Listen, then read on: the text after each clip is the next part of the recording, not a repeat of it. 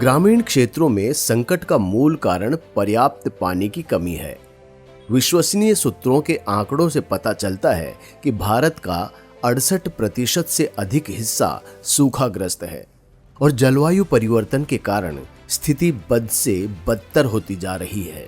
पानी की कमी खेती और पशुधन को प्रभावित करती है और महिलाओं को लंबी दूरी से पानी लाने के लिए कठिन परिश्रम से गुजरना पड़ता है। इसकी वजह से बच्चों को स्कूल छोड़ अपने परिवार के भरण पोषण के लिए मजदूरी करने के लिए मजबूर होना पड़ता है, जिसके कारण ग्रामीण परिवारों पर बहुत बड़ा मानसिक, भावनात्मक और वित्तीय प्रभाव पड़ता है। हालांकि एक समुदाय संचालित तरीका है जो सतही जल भंडारण को बढ़ाता है और ऐसे मामलों में जहां जल भौगोलिक रूप से संभव है, सकारात्मक भूजल रिचार्ज को बढ़ावा देता है। ये कार्य पहले से मौजूद सामुदायिक तालाबों और पारंपरिक जलाशयों के पुनर्जीवीकरण के माध्यम से किया जाता है। ये मॉडल किफायती और समय कुशल दोनों है, जो प्रधानमंत्री के आह्वान जहां भी जब भी संभव हो वर्षा का जल संग्रह करें पर आधारित है। मॉडल और ये कैसे काम करता है, ये समझने के लिए पुनर्जीवीकरण से पहले बनाम पुनर्जीवीकरण के बाद के परिदृश्य को समझना महत्वपूर्ण है। आपने देखा होगा, सालों से बारिश के पानी का बहाव अपने साथ मिट्टी लाता रहा है। ये मिट्टी जलाशयों में जमा हो जाती है और जलाशय की जल भंडारण करने की इसकी शुरुआती क्षमता को कम कर देती है।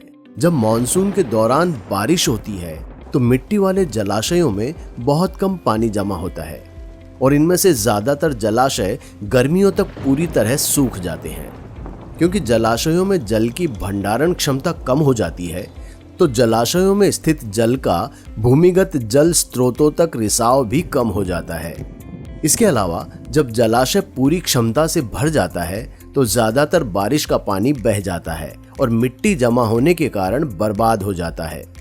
और मॉनसून के बाद किसान सीमित रूप से ही सिंचाई के लिए पानी जलाशयों से पंप कर पाते हैं, जिससे वे सालाना केवल एक फसल ही ले पाते हैं। इस परिदृश्य में भूमिगत जल भंडारण स्रोतों पर निर्भरता बढ़ गई है और कुओं के पानी के स्तर में लगातार कमी आ रही है। जनवरी से मार्च तक जलाशय फिर से पूरी तरह सूख जाता है, जिससे भूजल स्तर प्रभावित होता है। हालांकि तालाब का पुनर्जीवीकरण एक साध्य विकल्प है। आइए इस प्रक्रिया को विस्तार से समझते हैं। किसी जलाशय को पुनर्जीवीकरण करने की प्रक्रिया मुख्य रूप से मॉनसून की शुरुआत से पहले गर्मियों के महीनों में होती है। इस मॉडल के तहत किसी जलाशय को पुनर्जीवीकरण करने की कुंजी उत्खनक मशीनों का उपयोग करना है, जो जलाशय से मिट्टी निकालती है और उसे ट्रैक्टर ट्रॉलियों पर लोड करती है। इस मॉडल की सबसे खास विशेषता ये है कि किसान और समुदाय अपने खर्च पर इन ट्रैक्टर ट्रॉलियों के माध्यम से जलाशयों से निकाली गई उपजाऊ मिट्टी को अपने खेतों तक ले जा सकते हैं। ये सुनिश्चित करने के लिए कि इस मिट्टी को ढोने के लिए पर्याप्त ट्रॉलियां मौजूद हैं, एनजीओ और ग्राम पंचायत समुदाय को एकजुट करने में महत्वपूर्ण भूमिका निभाते हैं। किसानों को अपने खेतों में उपजाऊ मिट्टी का उपयोग करने से बहुत फायदा होता है और जलाशय को भी गहरा किया जाता है, जिससे इसकी जल धारण क्षमता बढ़ती है। ऐसी जगहों पर जहां मिट्टी अनुपजाऊ है, इसे ग्राम पंचायत या समुदायों द्वारा विभिन्न गैर कृषि संबंधी गतिविधियों के लिए ले जाया जाता है। एक बार जब जलाशय से मिट्टी निकाल ली जाती है और उसे गहरा कर दिया जाता है, तो ये सभी मानसूनी बारिश को ग्रहण करने के लिए तैयार हो जाता है।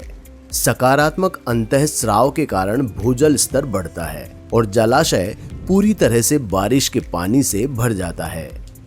जलाशय के निकट स्थित कुओं के पानी का बढ़ा हुआ स्तर परियोजना के एक सकारात्मक प्रभाव का प्रमाण है।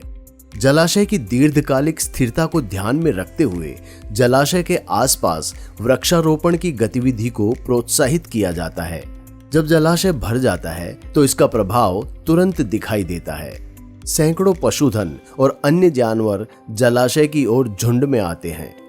किसानों को मिट्टी के उपयोग और पानी तक बेहतर पहुंच से फायदा मिलता है, जिससे उन्हें नई फसलों के साथ प्रयोग करने का आत्मविश्वास मिलता है।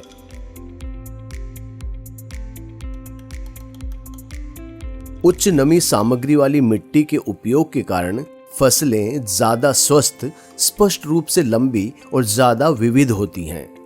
किसान रबी सीजन में दूसरी फसल भी ले पाते हैं।